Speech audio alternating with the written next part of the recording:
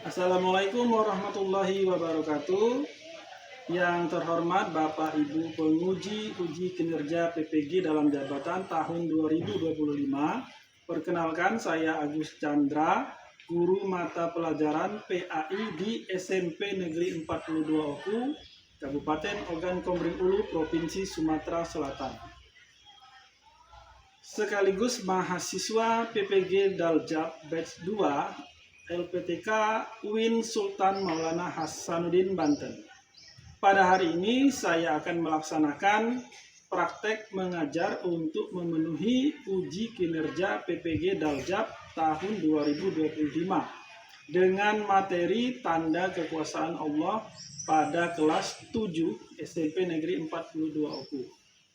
Berikut video praktek pembelajaran saya. Terima kasih. Wassalamualaikum warahmatullahi wabarakatuh. Siap, gerak. Kencang depan, gerak. Tegap, gerak. Yang laki-laki silakan masuk.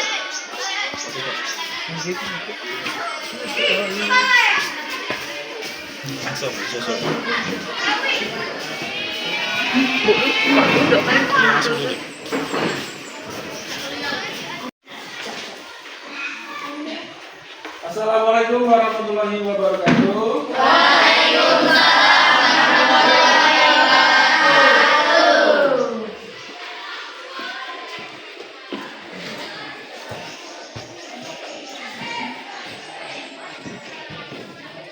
Bagaimana anak-anak, sudah siap belajar untuk hari ini?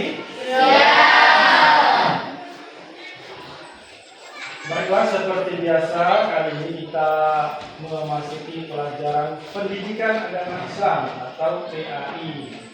Hari ini kita akan mempelajari bab 6 yang judulnya kebesaran Allah Subhanahu wa taala, yaitu salah satunya adalah tentang penciptaan alam semesta. Sebelum kita belajar, anak-anak, silahkan ketua kelas untuk memimpin doa terlebih dahulu.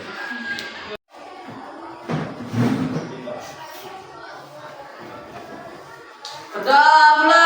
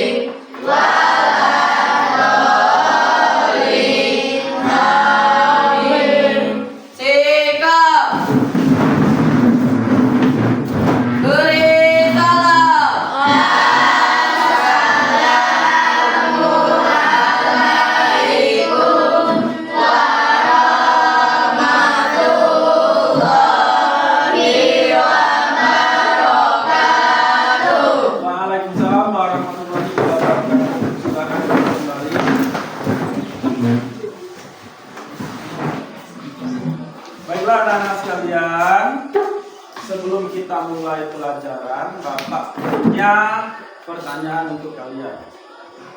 Yang pertama, siapa yang bisa menyebutkan tanda-tanda kebesaran Allah yang ada di sekitar kita? Silakan angkat tangan. Angkat tangan. Alfa. Silakan. Salah satu tanda kebesaran Allah di sekitar kita adalah Silakan jawab. Contohnya apa? Apa?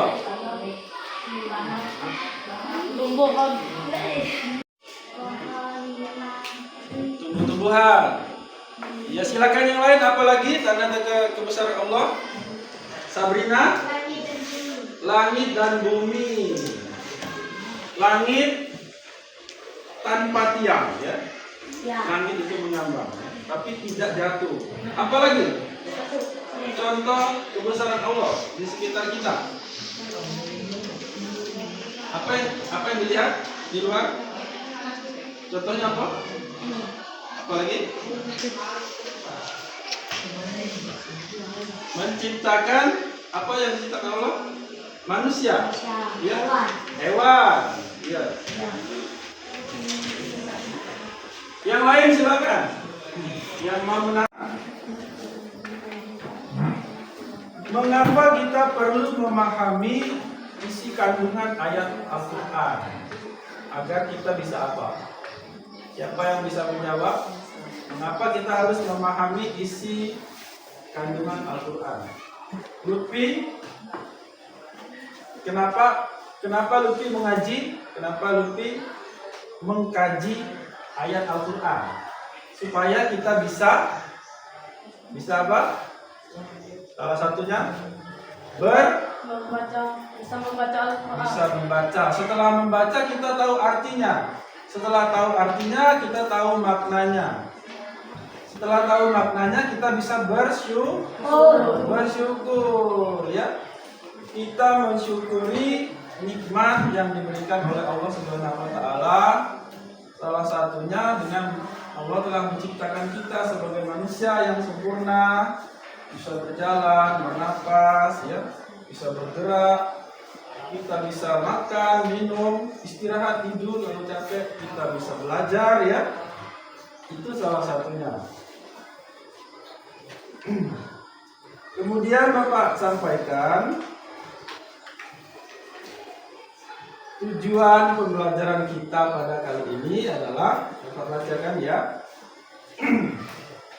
agar anak-anak sekalian bisa menjelaskan isi kandungan, dan fokus kita pada hari ini adalah Quran surat Al-Anbiya. Sudah Bapak bagikan ya selebaran ayat sucinya, Bapak print.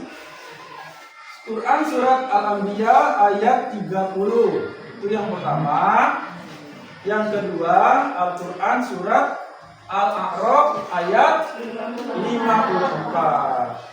Jadi anak-anak sekalian, nanti kita pelajari dua surat ini agar kita bisa memahami isi dari kandungan ayat tersebut.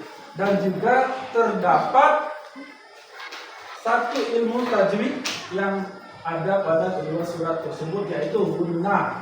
Ya. Kemudian yang selanjutnya peserta didik bisa menjawab soal refleksi ya terkait tajwid yang ada di sana. Nanti kita pelajari.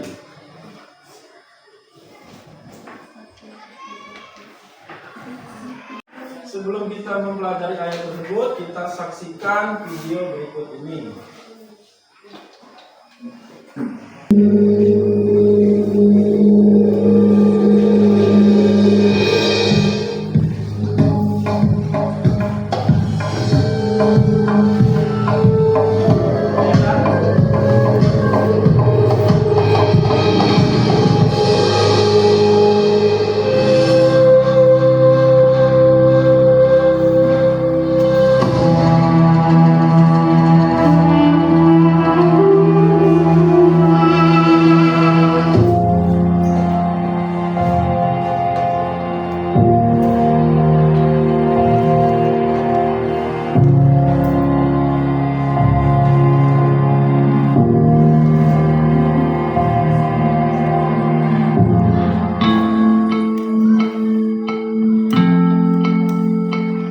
Sejak berabad lalu, dari masa ke masa, manusia selalu mempertanyakan proses penciptaan alam semesta. Berawal dari pertanyaan sederhana itu, kemudian tercipta beragam teori tentang penciptaan alam semesta. Di antara yang paling dikenal adalah teori ledakan besar atau Big Bang Theory.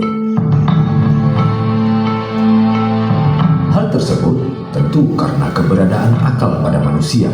Maka dalam Islam terdapat konsep bahwa akallah yang menjadi pembeda dengan makhluk lainnya.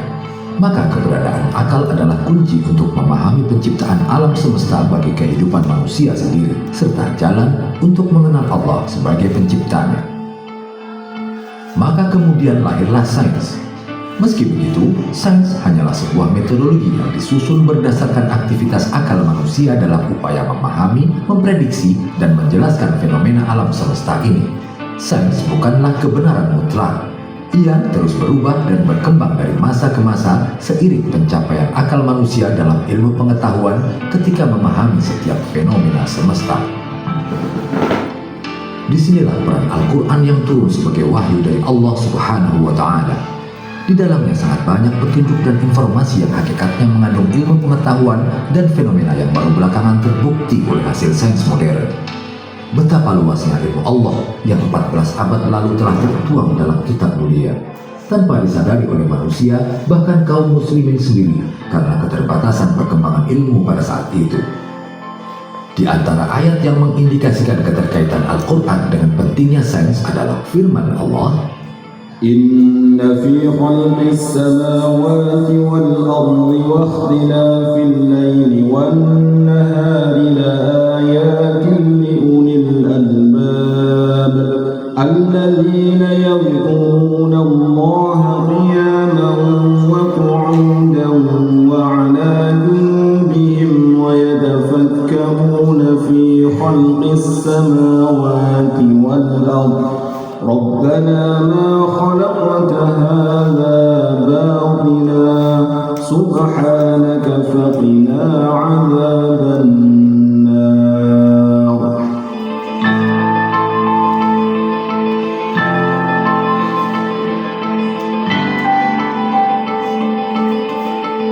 posisi benda langit, planet, bulan, matahari, dan rasi bintang dahulu dipergunakan untuk meramal nasib manusia. Pengetahuan tentang ini dikenal dengan astrologi. Lalu, ayat tersebutlah yang mengubah pandangan astrologi menjadi astronomi di zaman Islam dengan mengajak manusia untuk senantiasa berzikir dalam memikirkan penciptaan alam semesta. Menelaah posisi benda-benda langit merupakan sains, akan tetapi mengaitkannya dengan nasib manusia adalah pseudosains atau sains palsu. Telaah benda-benda langit dalam astronomi meliputi mekanika dan fisik benda langit serta keterkaitan satu dengan lainnya dalam skenario besar alam semesta. Al-Quran menegaskan bahwa penciptaan jagat raya meliputi langit, bumi, dan segala isinya terjadi dalam 6 masa. Sejalan dengan informasi ini, ilmu pengetahuan juga mengungkapkan bahwa jagat raya seperti yang ada saat ini terjadi melalui suatu proses yang amat panjang yang memungkinkan untuk dikelompokkan menjadi 6 periode. Dengan demikian, terdapat kesesuaian antara informasi Tuhan dan penjelasan yang diberikan para ilmuwan melalui telaah dan penelitian mereka. Setidaknya, informasi demikian diungkapkan sebanyak 7 kali. Di antara ayat yang menjelaskan hal ini adalah surah Yunus ayat 3, yaitu firman Allah, Inna rabbakumullahu alladhi khalaqas samawati wal arda fi 6 ayyamin thumma istawa 'alal 'arsyi yudabbirul amra ma min syafi'in illa min ba'di idhnihi dzalikumullahu rabbukum fa'buduhu afala tadhakkarun.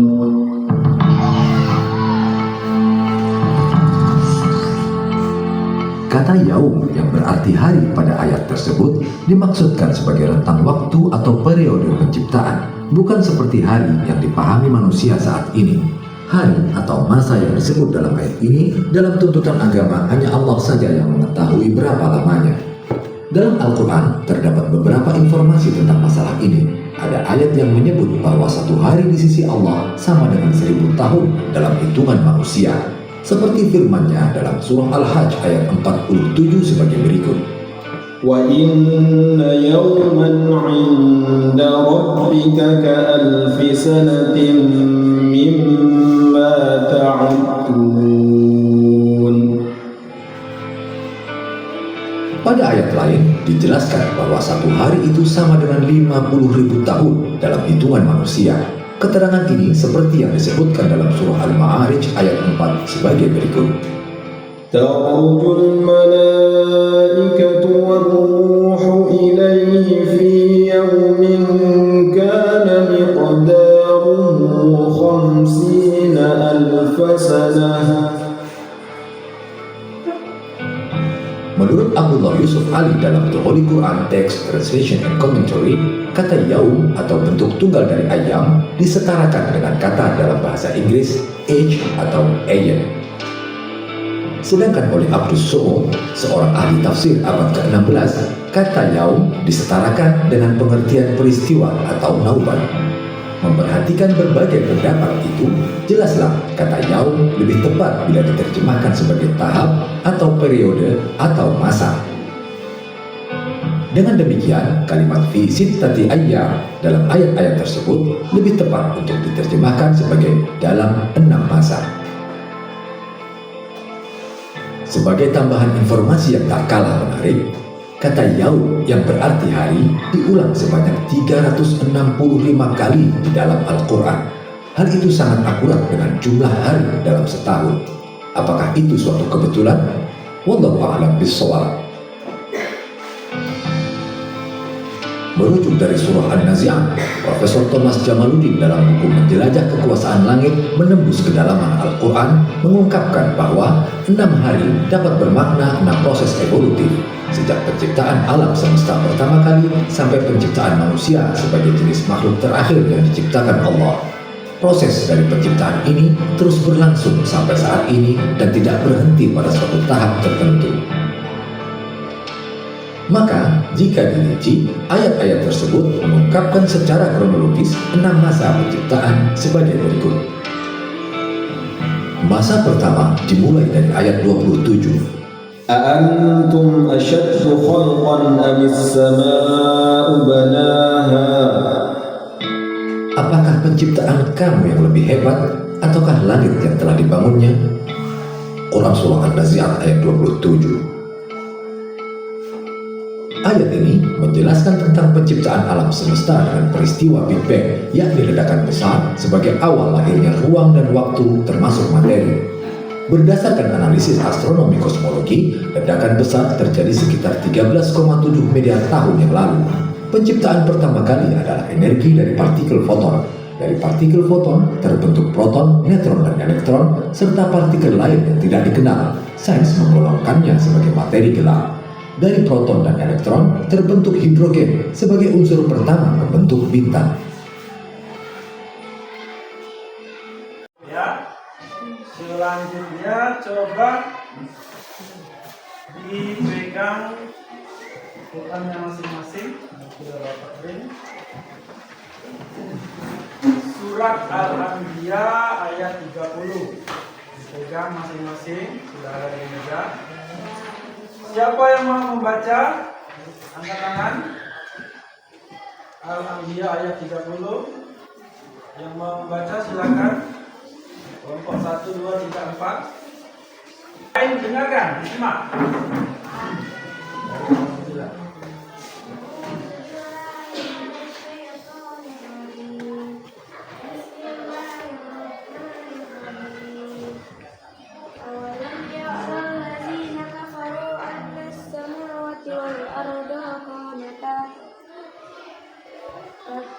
ففتقناهما وجعلنا من الماء كل شيء حي أفلا يؤمنون.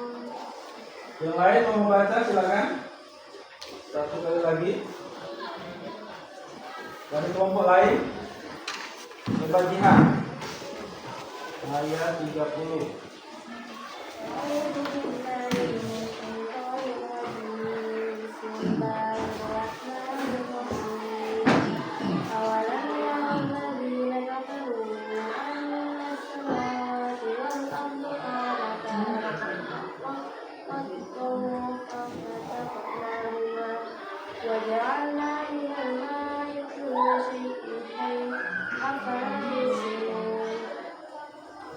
Sekarang pegang masing-masing ya, kita baca sama-sama ya.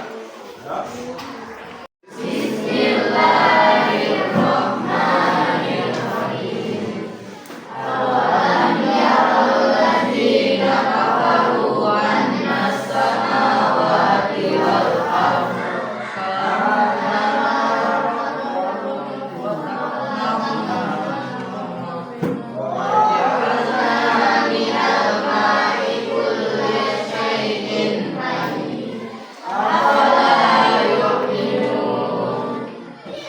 Artinya, apakah orang-orang kafir tidak mengetahui bahwa langit dan bumi keduanya dahulu menyatu? Tadi sudah kita saksikan video bahwa telah ditemukan oleh ilmuwan saat ini, ternyata bumi dan langit itu dulunya adalah satu. Sedangkan ayat Al-Quran ini sudah ada sejak 1500 tahun yang lalu. Ya, berarti Al-Quran telah mengetahuinya dari sejak zaman dahulu. Sedangkan ilmu pengetahuan baru di abad ini mengetahuinya. Dijelaskan tadi ada teori Big Bang namanya. Big Bang itu artinya ledakan besar. Jadi pada awalnya alam semesta itu adalah satu, kemudian terjadi ledakan besar dan terbentuklah tata surya. Salah satunya bumi tempat kita sekarang ini. Maka tidakkah mereka beriman? Jadi ayat ini adalah sindiran kepada orang kafir. Kafir itu artinya orang yang masih tertutup dari agama Islam. Jadi bukan kita menghina, kafir itu bukan penghinaan ya, tapi bahasa halus dari bahasa Arab. Orang yang belum beriman disebut kafir. Kafir artinya tertutup atau masih menutup diri untuk menerima kebenaran Islam. Itu bahasa yang sangat sopan sekali, sangat halus sekali di Arab. Tapi akhir-akhir ini di Indonesia kata kafir itu menjadi terdengar kasar, padahal aslinya halus ya. Orang dibilang kafir marah tidak? Marah. Orang Islam dibilang kafir marah. Kita tidak boleh mengkafirkan saudara kita sendiri. Kita tidak berhak mengkafirkan orang lain ya, sesama muslim. Padahal sebenarnya sebutan kafir kepada orang non-muslim itu sangat sopan sekali, tapi menjadi jelek sejak masuknya penjajah ke Indonesia. Salah satunya Belanda, Inggris, Portugis, Jepang, betul ya. Mereka menjajah. Ya kita kalau diperangi gimana coba? Kalau kita diperangi oleh bangsa asing, tentu kita semangat. Kafir, Allah Akbar, begitu kita kejar orang kafir ya. Nah mulai dari sana terdengar konotasinya negatif ya, padahal aslinya bagus. Kalau agama lain menyebut orang non agama mereka itu ya lebih kasar ya. Kalau dari bahasa Arab itu sangat bagus sekali. Surat Al-Anbiya ayat 30. Kita lanjutkan yang lembaran satunya. Surat Al-A'raf ayat 54. Silakan dipegang masing-masing. Dari kelompok 4.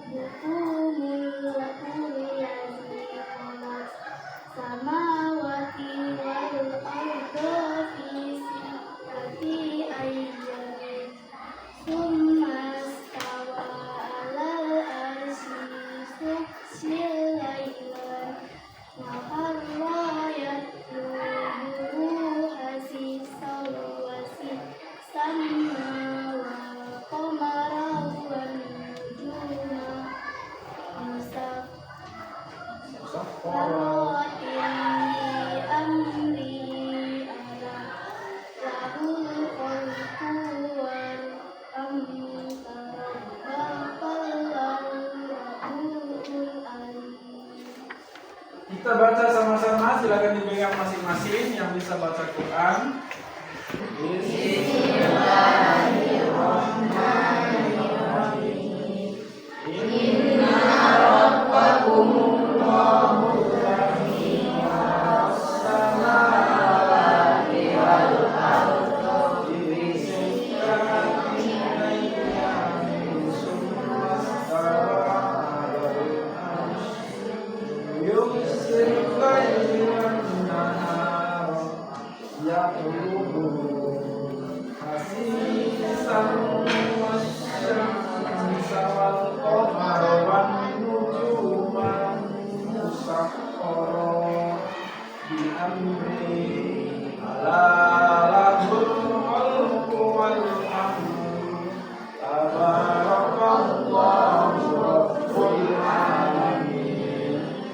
Artinya, sesungguhnya Tuhan kamu ialah Allah yang telah menciptakan langit dan bumi dalam 6 masa, seperti yang kita lihat di video tadi ya, disebutkan.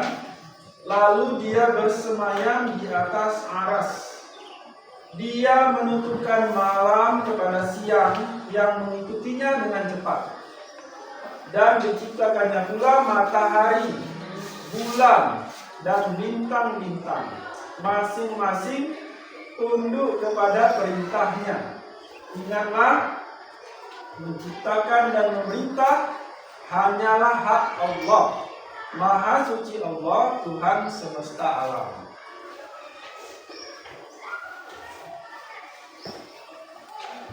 Dan di kedua ayat ini ada yang satu materi yang kita pelajari, yaitu tajwid gunnah, yaitu tanda tasdid. Tasdid itu apa? Sabdu. Dan seperti huruf W itu ya. Kalau ketemu itu berarti double bacanya. Inna, ketika ada tanda tasdid atau sabdu dibaca inna, berarti double hurufnya ya. Double, nanya double, inna allazi ya. Itu salah satu tandanya. Baca sama-sama ya. Langsung ada lagunya. Ummi inna bawakan aikan tambah sama sambal sama engkau sama engkau. Kita coba sama-sama, oke? Oke. Sudah hafal? Ummi inna bawakan aikan tambah sama sambal sama engkau sama engkau. Lebih semangat lagi. Nanti kita coba ya. Sudah hafal semua kan? Ya. Kenapa bacanya seperti itu? Coba perhatikan di papan, kelihatan kan? Ya. Ummi, ada tasdid di situ, sabdu. Ummi, inna, ada tasdid juga di situ. Innanya dibaca 2 huruf ya, jadi inna. Bawakan. Ya. Garis 2 bertemu waw. Sabdu ya, jadinya waw. Selanjutnya ayam, ada nun di situ tapi tidak dibaca ya. Nun mati ketemu ya. Ayam, jadi bukan anyam ya. Ya. Nunnya melebur. Ditambah. Mim mati ketemu ba, bacanya dengung. Ditambah ya. Selanjutnya sama sambal. Nun mati ketemu ba, dibaca dengung. Sambal. Harusnya nun mati ya, sanbal, tapi dibaca sambal, dengung di tenggorokan dalam ya. Sama kok, samangka. Ya, ilmunya sudah tahu? Ya, ini salah satu untuk menghafalkan. Kalau ketemu huruf seperti ini, kalian tahu harus seperti apa dibaca dengung ya. Kita coba sekali lagi yang semangat ya. Ummi inna bawakan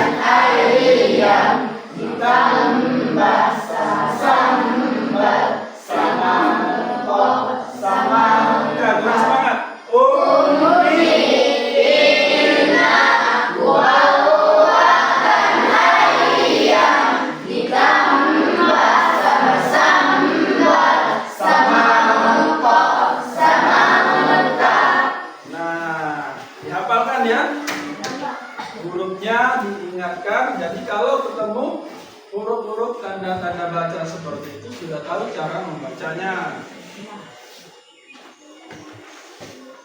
Selanjutnya, karena sudah dibagi 4 kelompok, sekarang ada tugas kelompok ya. Silakan boleh dikasih kelompok 1, kelompok 2, kelompok 3, kelompok 4. Tulis di atasnya nama kelompok saja.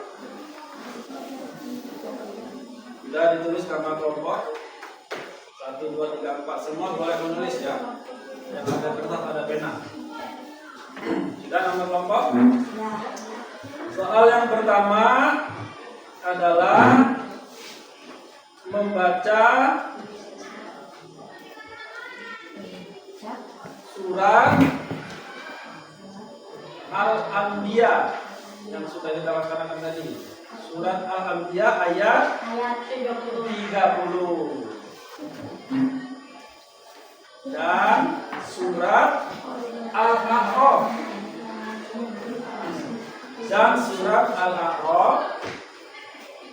ayat 54. Sudah. Selanjutnya ini diskusi kelompok ya. Soalnya yang kedua adalah apa saja tanda kekuasaan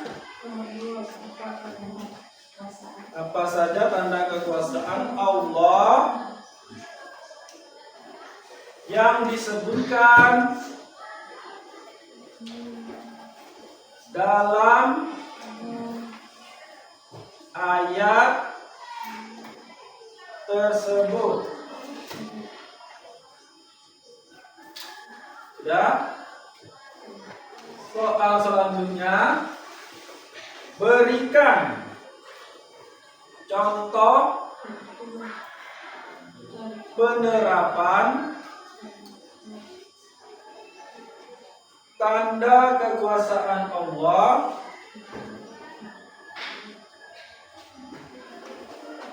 yang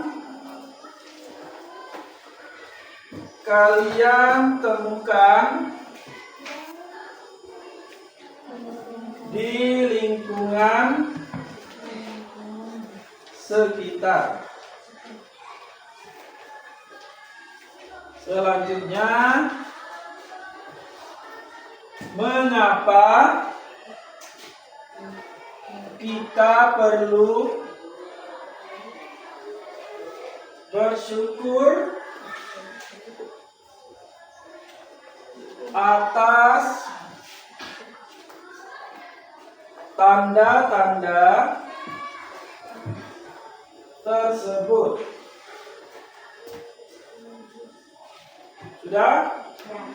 Tugas kelompok silakan diskusikan dan tulis di satu lembar jawaban ya. Silakan dijawab di 1 lembar saja. Ya. Silakan setiap anggota kelompok memberikan pendapatnya tentang soal yang sudah ada.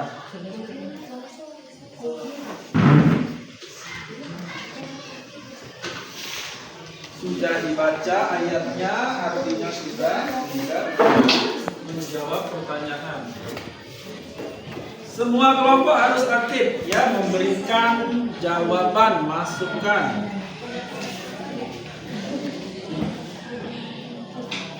Tulisnya cukup di 1 lembar saja. 1 kelompok 1 lembar. Guru tulisnya siapa? 1 orang saja. Sikoknya Pak Nus. Ya, 1 saja. Yang bagus tulisannya yang besar. Yang lain silakan memberikan pendapat tentang soalnya.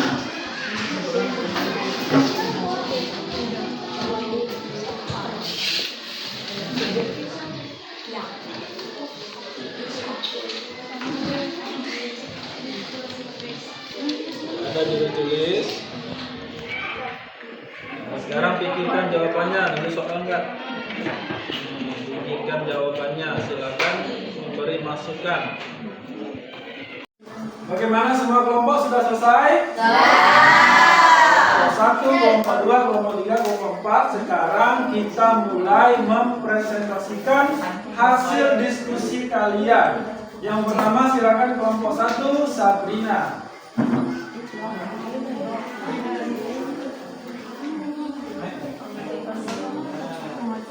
Assalamualaikum warahmatullahi wabarakatuh. Waalaikumsalam warahmatullahi wabarakatuh.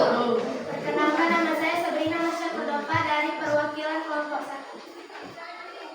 Soal yang pertama, membaca surat Al-Anbiya ayat 30 dan surat Al-A'raf ayat 54. Ya, sudah kita baca tadi ya. Lanjut. Kedua, apa saja tanda kekuasaan Allah yang disebutkan dalam ayat tersebut? Lanjut. Ketiga, berikan contoh penerapan tanda kekuasaan Allah yang kalian temukan di lingkungan sekitar. Keempat, mengapa kita perlu bersyukur atas tanda-tanda tersebut? Jawabannya silakan. Kedua, surat Al-Anbiya ayat 30, langit dan bumi dan juga air. Surat Al-A'raf ayat 54, langit, bumi, matahari, bulan, dan bintang-bintang. Ketiga, mengaji, sholat, berdoa, bersedekah, menolong sesama manusia, berbicara sopan. Keempat, karena manusia tercipta dari 70% air dan yang menciptakan adalah Allah Subhanahu wa Ta'ala. Tanda-tanda tersebut juga tercipta dari Allah Subhanahu wa Ta'ala dan kita harus bersyukur atas pemberiannya, yaitu langit dan bumi, juga air. Semua itu adalah kebutuhan manusia. Oleh karena itu, kita harus bersyukur. Wassalamualaikum warahmatullahi wabarakatuh. Waalaikumsalam warahmatullahi wabarakatuh. Selanjutnya kelompok 2 silakan. Lanjutkan. Baca yang besar suaranya. Yang lain disimak ya jawabannya. Dengarkan. Assalamualaikum warahmatullahi wabarakatuh. Waalaikumsalam warahmatullahi wabarakatuh. Kami dari perwakilan kelompok 2. Membaca surat Al-Anbiya ayat 30 dan surat Al-A'raf ayat 54. Apa saja tanda-tanda kekuasaan Allah yang diberikan dalam ayat tersebut? 3. Memberikan contoh penerapan tanda kekuasaan Allah yang ditentukan di lingkungan sekitar. 4. Mengapa kita perlu bersyukur atas tanda-tanda tersebut? Jawaban. 2. Langit dan bumi, matahari, bulan, dan bintang-bintang. 3. Sholat, mengaji, berdoa. 4. Karena kita yang menerimanya dan sebagai tanda nikmat dari Allah Subhanahu wa Ta'ala. Assalamualaikum. Waalaikumsalam warahmatullahi wabarakatuh. Tepuk tangan untuk kelompok 2. Selanjutnya kelompok 3 silakan. Lutfi. Yang keras suaranya. Assalamualaikum warahmatullahi wabarakatuh. Waalaikumsalam. Saya akan mempresentasikan kelompok 3. 1. Membaca surah Al-Anbiya ayat 30 dan surah Al-A'raf ayat 54. 2. Apa saja tanda kekuasaan Allah yang disebutkan dalam ayat tersebut? 3. Berikan contoh penerapan tanda kekuasaan Allah yang kalian temukan di lingkungan sekitar. Maka kita harus perlu bersyukur atas tanda-tanda Allah. Jawaban. Surah Al-Anbiya ayat 30, langit, bumi, dan air. Surat Al-A'raf ayat 54, langit, bumi, matahari, bulan, dan bintang. 3. Tumbuhan, hewan, dan langit manusia. Karena kita sebagai makhluk ciptaan Allah harus bersyukur. Dia dari presentasi saya. Wassalamualaikum warahmatullahi wabarakatuh.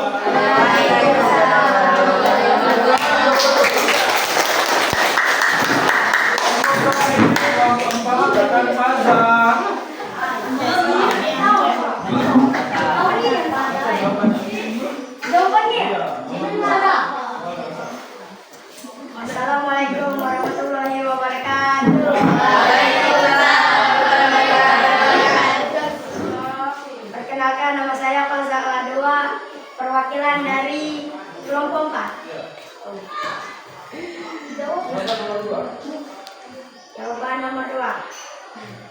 menciptakan langit dan bumi dan menciptakan matahari, bulan dan bintang-bintang. Nomor 3.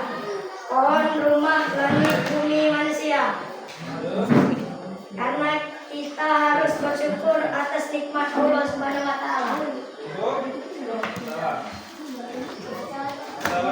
Wassalamualaikum warahmatullahi wabarakatuh.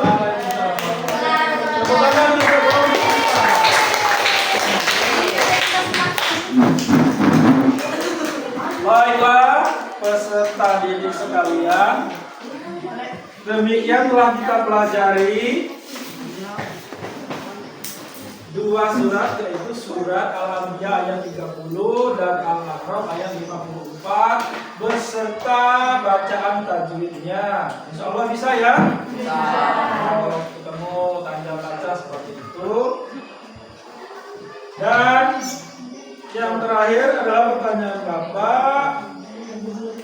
Setelah kita pelajari semuanya, kira-kira apa hikmah yang bisa kalian dapat dari mempelajari kedua surat tadi? Siapa yang mau menjawab? Silakan angkat tangan. Ya, silakan Sabrina. Bersyukur atas pemberian Allah Subhanahu wa taala. Tepuk tangan untuk Sabrina. Yang lain ada yang mau menambahkan dari kelompok lain? Apa yang telah kita pelajari tadi, hasilnya apa? Kelompok lain yang mau menambahkan? Ada? Dari kelompok lain? Kita lanjutkan. Yang selanjutnya adalah bagaimana tanda kekuasaan Allah itu bisa meningkatkan keimanan kita. Setelah kalian belajar bahwa Allah menciptakan alam semesta, menciptakan manusia, hewan, tumbuh-tumbuhan, berikut malaikat, jin, dan lain-lain. Ya. Hikmahnya apa bagi kalian? Dalam rangka meningkatkan keimanan kalian. Ada yang mau menjawab? Ya. Kelompok lain? Kelompok 2, 3, 4? Tidak ada yang menjawab. Dari kekuasaan Allah yang telah kalian pelajari, ya, untuk meningkatkan keimanan kalian. Kira-kira bertambah tidak keimanan kalian setelah mempelajari dua surat ini? Bertambah. Bertambah yakin? Yakin Allah menciptakan alam semesta. Yakin agama Islam itu benar dari Tuhan yang Maha Esa. Yakin Nabi Muhammad adalah Nabi terakhir.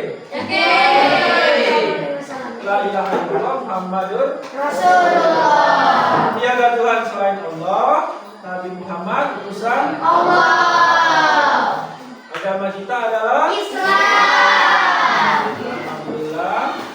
Ya, dengan mempelajari dua surat tersebut bertambah keyakinan kita, keimanan kita, semakin kita bersemangat untuk beribadah.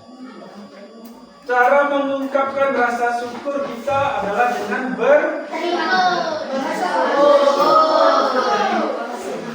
Cara bersyukur itu adalah dengan beribadah. Ibadah itu apa? Contohnya sholat, ngaji. Belajar termasuk ibadah. Termasuk tak? Termasuk ibadah. Ya, belajar. Menuntut ilmu. Menuntut ilmu hukumnya wajib. Melaksanakan kewajiban mendapat pahala. Tidak melaksanakan kewajiban mendapat dosa. Belajar itu wajib. Kalau belajar dapat pahala, tidak belajar berdosa. Siapa yang masih malas sekolah di sini? Siapa yang kalau pelajaran sibuk ke WC, sibuk ke kantin? Abul, sudah berapa hari Alpa? Iya, Bapak tahu ya.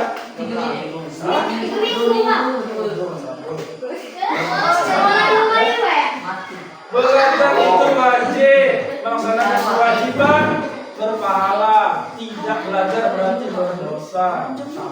Datang ke sekolah niatnya untuk belajar.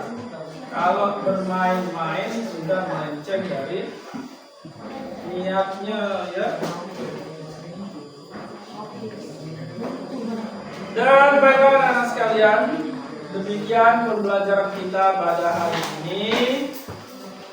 Semoga apa yang telah kita pelajari bisa kita laksanakan, ya. Kita sudah belajar membaca Quran, belajar tajwidnya, bagaimana cara kalau ketemu kata baca tajwid, dihafalkan ya lagu tadi? Ya. Kemudian kita juga telah melaksanakan diskusi kelompok. Bapak apresiasi kepada kalian semuanya terlibat, baik itu yang menulis, yang mempresentasikan, dan yang ikut membantu memberikan jawaban.